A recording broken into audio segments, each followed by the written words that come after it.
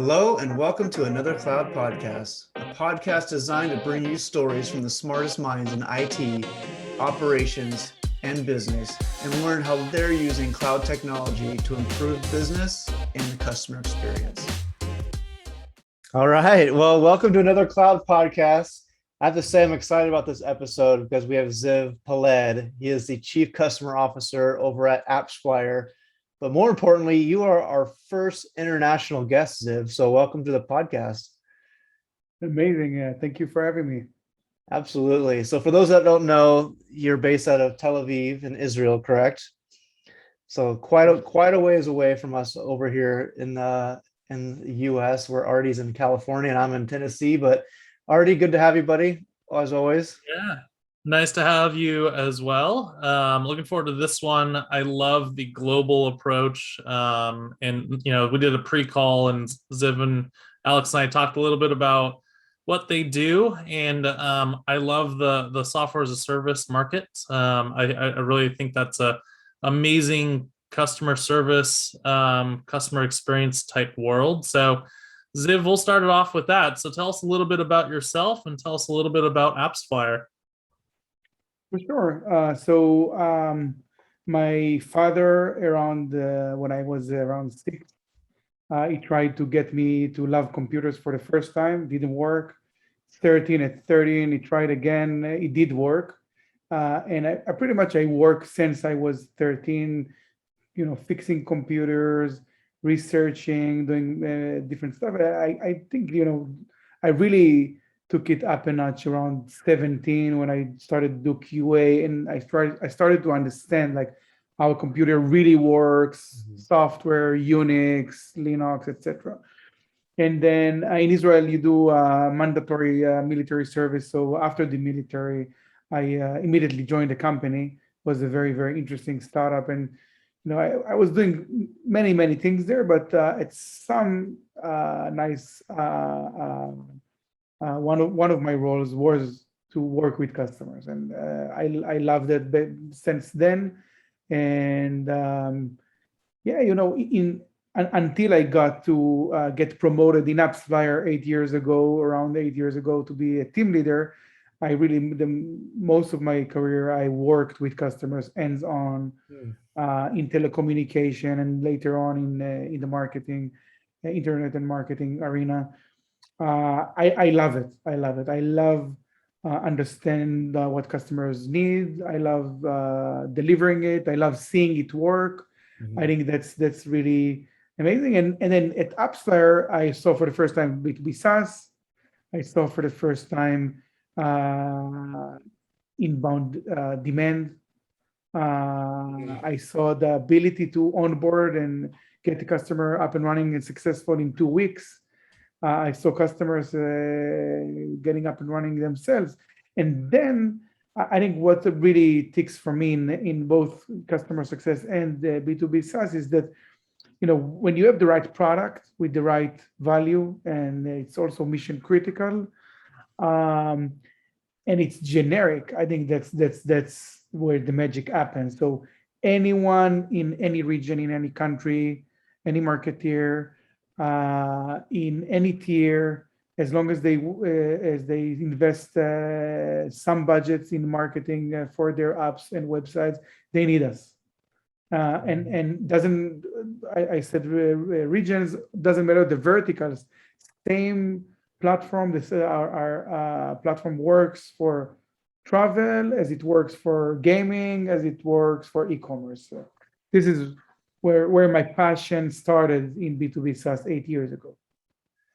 Yeah, and what's interesting, and we've talked about this before, but I like how you had the computer background. Your dad finally got you into liking computers, and then you get to merge that with your customer experience, customer success, passion for that, right? In the SaaS world that you guys are in. So I'm sure it's a good marriage between the two.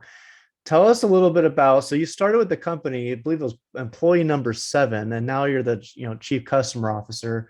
How have you managed just change and bringing in new concepts to bolster customer experience for AppsFlyer? Yeah.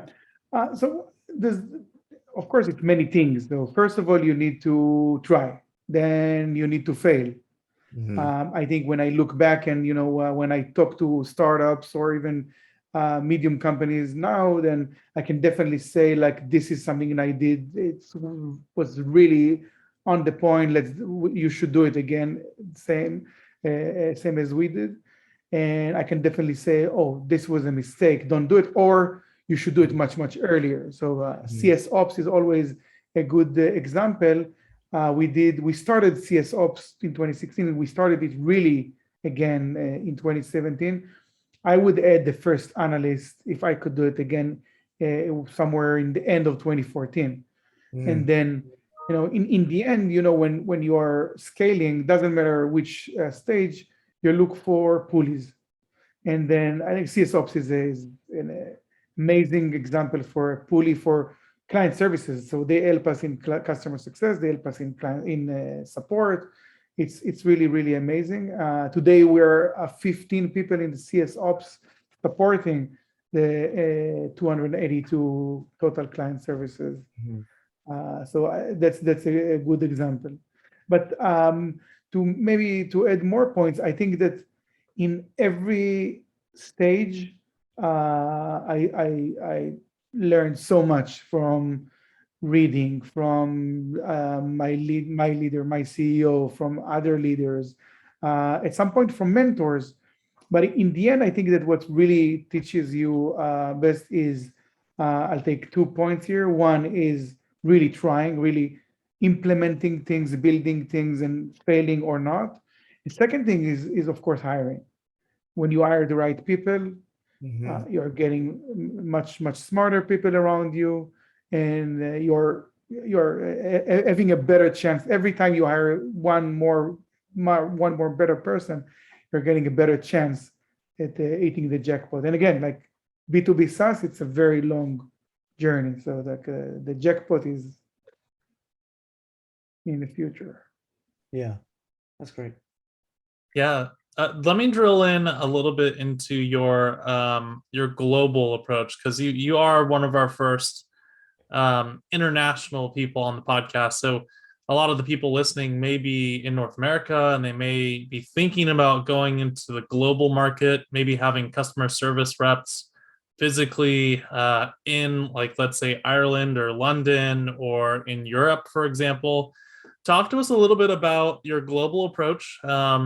Is it easy? Is it hard? Is it cookie cutter? Do you have to make it uniquely different for each consumer base?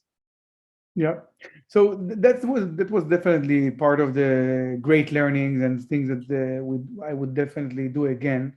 Somewhere in 2014, we started hiring customer success managers in Israel, and after we started and did inbound demand and things, the next thing was hiring people with languages. So we looked at our markets and we said, okay, so like we're big in China, we must have Chinese speakers, and then Russian speakers, and then Spanish, Portuguese, etc.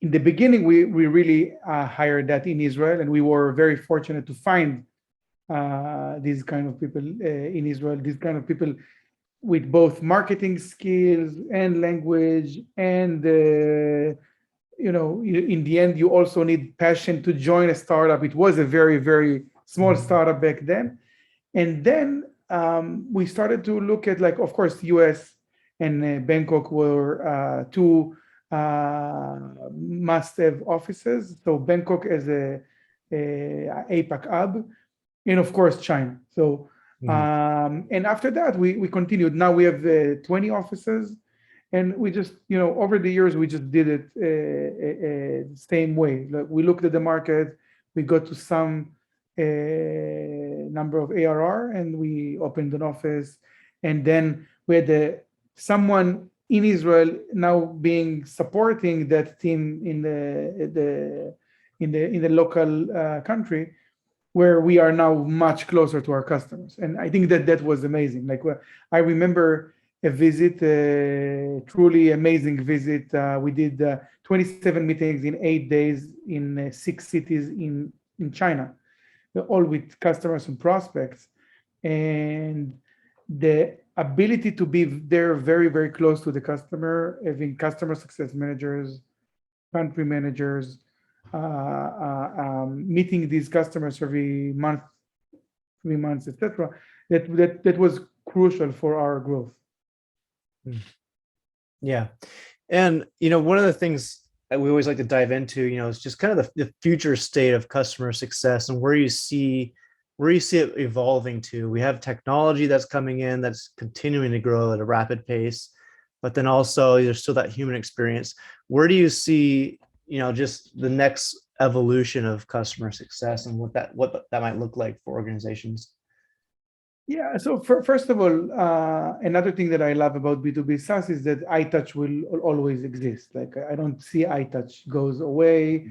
I think what we saw before COVID and now, I'll say within COVID, I see that like we don't have to have meetings, but face-to-face meetings are an amazing advantage. But we can do business over Zoom, definitely, as we can hire versus Zoom, over Zoom, etc. I think that the amazing part here is that what I see is the evolution of customer success since I'm doing it. So I started, like, let's say end of 2013. Of course, I did account management a lot before, but I see it like, when I joined, it was like glorified support, and then it was all around player. We can speak about that more. Then I believe it became the value delivery. And now, for the last 2 years, I'm very passionate, maybe obsessed about relationship. I believe that in the end, the deep technical skills are going to the support, solution architect, technical success manager, and customer success manager is the main relationship maker. And if you think about that, a startup starts, sell to the first 100 customers, and then again, think about a solution like AppsFlyer, you have in average 30 users using the software. So you are starting to get your customer base, your user base, you're growing it. I call it the relationship capital. And then within that relationship capital, a smaller group, a smaller circle is supporters, or let's say smaller group is significant relationships, the people we need to maintain an ongoing relationship with. Some smaller circle are going to be supporters. If someone asks them, they will say, oh, you need to buy AppsFlyer. But a much smaller group that, again, we fuel them, they are advocates. And advocacy, not everyone is an advocate, but when you identify an advocate, they have that urge to go and speak about you, and they will not only support, like they will not be the supporters, they will go on stage or in a virtual event, and then when they'll show their marketing tech stack, they will say, AppsFlyer is the infrastructure, I cannot live without it. So that's what we're aiming for. Now, when you grow, as you grow, then over time you get marketeers that worked at company A. After 2.5 years, they went to company B, maybe a prospect, maybe a customer already, but they are strengths us. And then they go, after 2.5 years, they go to company C, and that's how the relationship capital grows. Yeah, I love that. I love the term relationship capital, and you hit it right on the head. When your organization grows, you no longer have people who are doing everything or wearing every hat, where they're doing support and relationship and onboarding and bug tickets and troubleshooting all in one. You have the ability to really separate the roles and responsibilities a little bit more, so that you have one person who can really focus on creating that strong relationship with the customer. So my question in that area around customer success and relationships, what are the KPIs, or what are the metrics that you measure for that team to see whether or not they're being successful with relationships, because relationships, especially culturally, can be really hard.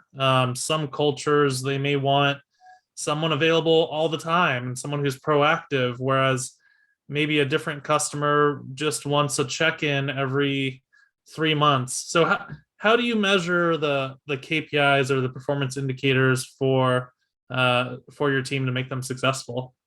Yeah, amazing question. So I think first of all, you can definitely hear from my answer or from my examples that, like, first of all, I would like to assume something very, very simple, and I would like to implement it. And if I cannot implement it, I will push to do it even manually.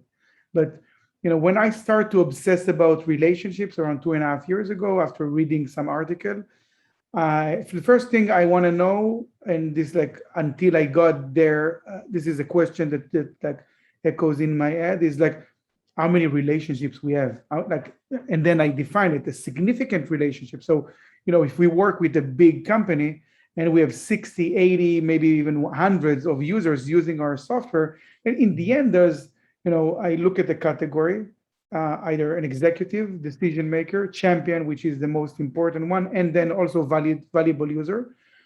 But I want, in an enterprise, in our largest customers, I want to identify 4, 5, 6 relationships, significant relationships with the CSM. So that was my first KPI, just how many we have. And then, I wanted to see a range that some CSMs, they handle hundreds, some CSMs handle 30, and then to maybe find the correlation of success, who is more successful. And then the next thing that I want to understand, or it's two-way. Like, I want to look at that KPI, but I want to also show it to the CSM. So I want the CSM to know they evaluated, so it's subjective, but I want them to say, what is the strength of the relationship?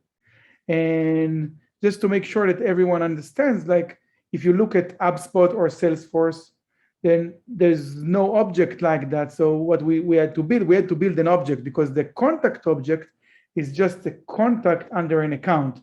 And what I'm looking for is a contact that is connected to a CSM under the account, because one person can connect to multiple CSMs and can also connect to a salesperson and can also connect to me as an executive. So I really wanted to understand the one-to-one here. And I really want to, and I'm asking, after the CSM defines that line, I want them to answer every 30 to 60 days, what is the strength of the relationship? Now, we have a very good definition that if I'm sending you an email and you reply to me within the day, you're 5 out of 5. Mm-hmm. If you reply to me tomorrow, you're 4 out of 5. Within the week, 3 out of 5, etc. I'm also asking them to grade, and this is fully subjective, that's fine, how they feel about how they know them on a personal level. So, like, if I'm already meeting you for the 5th time, we already had lunch last QBR, and I know you have 2 kids, so I feel that I know you 3 out of 5, 4 out of 5. If I got to even, like, if I know you now for a year, and I know your professional aspiration, and I feel I know you 4 out of 5, and maybe I can help you even. Like, maybe you want to get to your next company. I know all these companies because I'm selling to all marketers. Mm-hmm. So it's in the end, it's endless, and this is just where you begin. Now, the latest things that we released to CSMs, we call it the Relationship Hub. It's our product that we've built in Looker. And it shows you your portfolio, your current relationships that you already defined, but also shows you a list of other potential relationships that you need to look at. And we look at 3 dimensions. 1, engagement, how well engaged they are over email and Zendesk with you and us as a company. Usage, how are they adopted? How are they using the product? So 100% will be someone that is using the product 90, 100, 120 times a month. And then we can also specify which areas. And the last thing is that we look at the decision factor. So we look at all the contacts in the account, and we look for the contacts that were on opportunities, the contacts that are maybe the account owner, and then we give each contact a score. So if you're on most of the opportunities, then you're a decision factor 1. And then the CSM can decide which of these people they maybe need to engage and will be the future significant relationships. Yeah, it's really interesting hearing how you really develop so much around the relationship. I don't think we've talked to many people that have had it so built out as you do. What sort of results have you seen over the last few years when you have implemented it, and have you seen upticks in, retention and just other those metrics that you're talking about? To, obviously revenue is a big one as well, but have you seen a significant uptick in that since you started doing that? Yeah, definitely. I think first of all, again, I'm going to do the simple thing, the basics. First of all, if you look at the journey of the last 2 years and many different custom objects that we developed in Salesforce, many processes that we push the team to then input into Salesforce.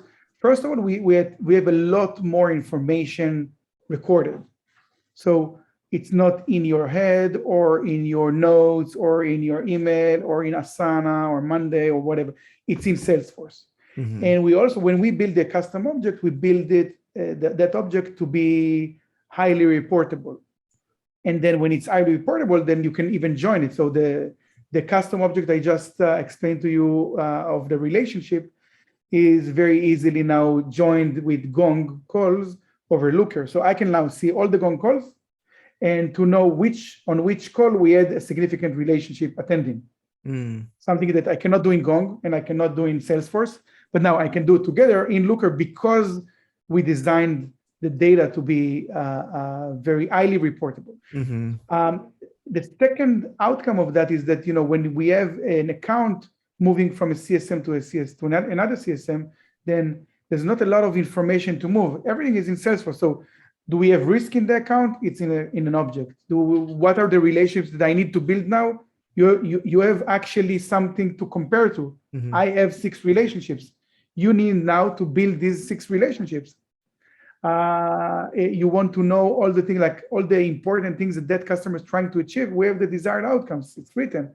So I think that clarity is very, very important. I think the next level of it is now we have 3,000 relationships mapped in the majority of our most important customers. Mm-hmm. What do we do now to double down on that?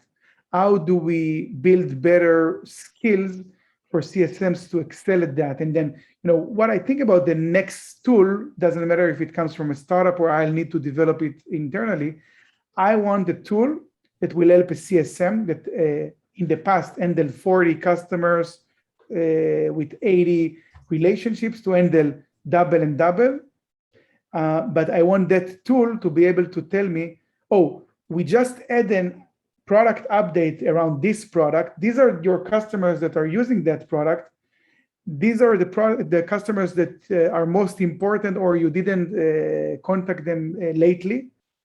You should engage with them tomorrow, and we'll tell you what channel to engage with them and what time to engage with them for the optimal engagement. So almost like creating a template in a Slack Connect, and I just need now maybe to personalize it and say, Brian, long time no see. And then I send the template. Then that will, even tighten the relationship, because I know when you want to read a message. I know when to get you. I know what type of information you want to get. So that's how I see the future of these things. And in the end, maybe it's one of the challenges of the industry all over is that, bottom line, inputting into Salesforce and also to have it as clean as possible. When I looked at the contact object before I started to develop the relationship, my first design was to build it in the contact object. I looked at that and I knew that second that I will never be able to clean it. So the relationship custom object is opt-in. So I have an account. We have one big account that I always give as an example. We have 500 contacts in that account, but in the relationship, 8 relationships, over 6 people on the customer side. So simplicity. Yeah, keeping it simple is key, especially with relationships, especially with a relationship between an organization and a company. Oftentimes, when you're a part of a company that has a lot of overlap in roles and responsibilities, Yeah. you can feel like the company you're working with is going around you or not including you in certain conversations. So I could see that as being really good. I want to change the topic just a little bit because I know we're running short on time, but I have to ask you because you're a global organization, 20 different offices around the world. How did the pandemic change the way that you support your employees? Are they working from home? Were they working from home beforehand? Is it different because each different office or different region may have different rules? Like, some countries are allowing people to work from the office now, and some countries aren't, and some companies are restricting travel, and some aren't. So, talk to us a little bit about how that changed things for you, and then kind of where you are today with regards to the work from home. Yeah, for sure. I think first of all, you need to act fast. So like you need to make a very firm decision very, very fast. We were at home March 15th already, the entire company. And maybe the next day we already had like work from home budget. We moved the food, like we have lunch stipends, so we moved that. We acted really, really fast. So we already started to cancel events in the last week of February, including a very big exhibition in Barcelona, MWC Barcelona. But I think the great thing here is that we took we continued all over, like we always took very, very fast decisions. We communicated very, very well, and we supported our people. So counseling, anything that we could do for our employees. I almost said customers. It's the same. We think about our employees and customers the same. I say that a lot over LinkedIn and all over. It's all about the people, and I feel our people felt it. We didn't lay off anyone. We took people that were designated to some things that were now events or travel that were not needed. We found them a temporary other designation or even a permanent designation. Bottom line, I think that what really works here, that is that we are doing that all the time. Secondly, I think the global aspect also let us learn. So when we decide to go work from home globally on March 15, it's because we learned already what we need to do from the Chinese office. So we already knew how it's going on there. So we definitely learned. I think that the last piece I can say about this is that, when we decided we start to open offices, then we said, first we said, okay, like the offices are always open where we can. Second, we pushed team leaders to push the teams to bring the teams back. But then bottom line, we said the last decision is the employee. And I can speak about it a lot longer, but I know we are already over time. Yeah, no, it's absolutely great. And I think, a lot of the SaaS companies we talk to, they're already kind of like prepared for it, right? Where they can just jump right in and go remote. So one of the last questions we like to ask Ziv is, we always talk about customer experience, and we like to relay, our own customer experiences and think about brands that have helped us, maybe hurt us, but then brought us back because they did something right. So a little bit on the spot, but can you think of any great customer experience that you've had lately over the past few months, year, of where you're really wowed by how they took care of you, and something that you want to highlight and share with the audience? Yeah, I'm using a Walt to order food. I think Walt is an amazing customer experience. Whenever there's something goes wrong, it doesn't matter whose fault is it. Like the food, like sometimes so there's a great example because it happens a lot, and then they will immediately reimburse you. But the last, like the most wow experience I got is that, I ordered food for dinner, and the courier got to my house, and then I got the bag, and it looks like it's not enough, and then I saw like that we got half of the delivery, and then I had on my mobile already a message from Walt saying we already gave you some like compensation, Yeah. and there's another delivery coming already with the other bag. So like, Wow. I think that being very proactive here is like that's here I'm telling you about it. This is clearly something that I will never forget about. Yeah. Yeah, it goes a long ways, right? Especially when it's proactive. Before you even have a chance to reply, they realize the mistake, they fix it, and then you're telling that story, right? And how great is that for their brand and their image with their clients and future clients? So I think that's great.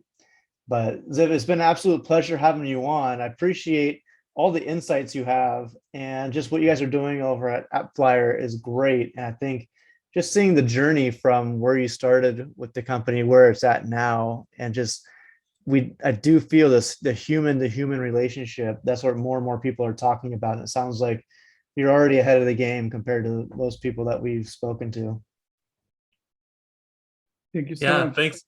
Thanks, Ziv, so much for being on the show. And thank you to all the listeners taking time out of your day to listen to another Cloud podcast. We'll see you on the next episode. Thank you. Well, that wraps up the show for today. Thanks for joining. And don't forget to join us next week as we bring another guest in to talk about the trends around cloud contact center and customer experience. Also, you can find us at adleradvisors.com, LinkedIn, or your favorite podcast platform. We'll see you next week on another Cloud podcast.